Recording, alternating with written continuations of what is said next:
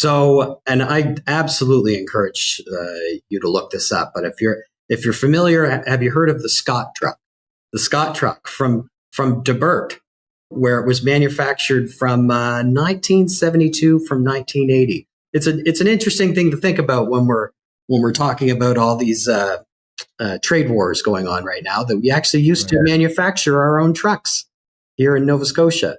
So those Scott trucks used to be getting built here. I mean, there was a time during the Great Depression as well. This was another fact that I found super interesting, that even though automobiles were already kind of introduced into a lot of the provinces, you saw people actually go backwards and start taking harnesses and attaching their horses to their cars so that they could just drag their cars around when it was too expensive to afford gas.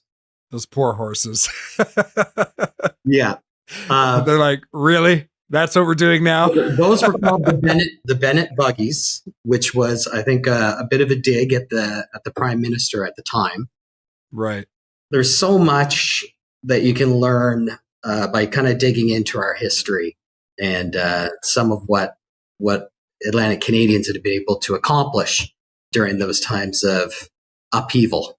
Yeah, and talking about trucks being manufactured in Canada, on the West Coast with all of that old growth timber, massive trees, they actually had to build extra large trucks and trailers to handle those loads. So there was a Pacific and a Hayes truck.